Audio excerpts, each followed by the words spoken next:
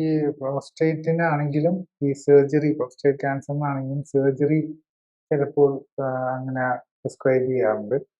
അപ്പോൾ ശരിക്കും ഈ സർജറിയുടെ ശരിക്കും റോൾ എന്താണ്? പ്രോസ്റ്റേറ്റ് ക്യാൻസറിന്റെ സ്റ്റേജ് 1 സർജറിക്ക് റോൾ വരുന്നത്. അതായത് പ്രോസ്റ്റേറ്റിൽ നിന്ന് അത് പുറത്തേക്ക് വന്നു കഴിഞ്ഞാൽ പിന്നെ സർജറി ചെയ്തിട്ട് കാര്യമില്ല. അതായത് ലോക്കൽ ബ്ലാഡറിലേക്കൊക്കെ എക്സ്റ്റൻഷൻ വന്നു കഴിഞ്ഞാൽ.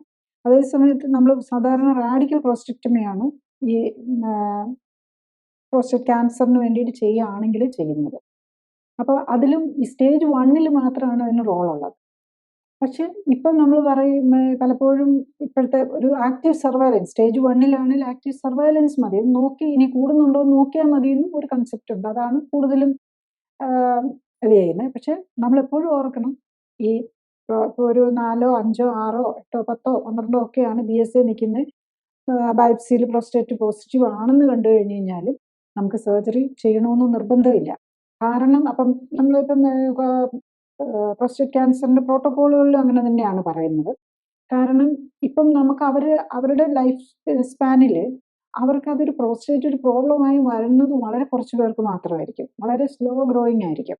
പിന്നെ ഈ ലൈഫ് സ്റ്റൈൽ കറക്റ്റ് ചെയ്ത് കഴിഞ്ഞ് കഴിഞ്ഞാൽ തന്നെ അതിന്റെ ഗ്രോത്തിനെ നമുക്ക് ഒരു പരിധി വരെ ഇൻഹിബിറ്റ് ചെയ്യാനും ഈവൻ റിവേഴ്സ് ചെയ്യാനും പറ്റും. അതായത് എപ്പിജനറ്റിക് ഫാക്ടേഴ്സിനെ കൺട്രോൾ ചെയ്യുമ്പോൾ ഈ സെൽസ് എന്നും ഇവിടെ നിൽക്കുകയല്ല, സെൽസ് എപ്പോഴും മൾട്ടിപ്ലൈ ചെയ്തുകൊണ്ടും പുതിയത് വന്നുകൊണ്ടും ഇരിക്കുകയാണ്. അപ്പം നമുക്ക് ആ ഡാമേജ്ഡ് സെല്ലിന് നമുക്ക് വേണ്ട ഫുഡ് ന്യൂട്രീഷനും ടോക്സിക് എലമെന്റ്സും ഒക്കെ കുറച്ച് ന്യൂട്രീഷനും കറക്റ്റ് ചെയ്ത് എക്സസൈസും ഒക്കെ ചെയ്ത് കഴിയുമ്പോഴേക്കും നമ്മുടെ ഇമ്മ്യൂൺ സിസ്റ്റം തന്നെ ഈ അബ്നോർമൽ സെല്ലിനെ എല്ലാം നശിപ്പിച്ചോളും. വെക്കാനുള്ള ഒരു പോസിബിലിറ്റി വരും. അത് എത്ര എക്സ്റ്റെൻഡ് ആണ് നമ്മുടെ ഇമ്മ്യൂൺ സിസ്റ്റത്തിന്റെ, നമ്മുടെ ബയോളജിയുടെ കഴിവനുസരിച്ചിരിക്കും അതിന് നമുക്ക് സാധിക്കുന്നത്. അപ്പം നമ്മൾ സർജറിയിലേക്ക് പോവുകയാണെന്നുണ്ടെങ്കിൽ ആ പ്രോസ്റ്റേറ്റിനെ അത് എടുത്തു കളയുക എന്നുള്ളതാണ് വരുന്നത്.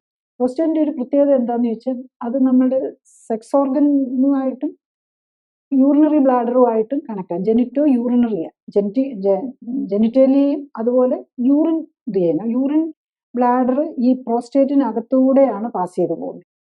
അതുപോലെ നമ്മുടെ ടെസ്റ്റിസിൽ നിന്നുള്ള 2 കുഴലുകളുണ്ടല്ലോ, ബീജവാഹിനി കുഴലുകളുണ്ട്, വാസ് ഡിഫറൻസ് എന്ന് പറയും. ഇത് പ്രോസ്റ്റേറ്റിലേക്കാണ് വന്ന് ഓപ്പൺ ചെയ്യുന്നത്.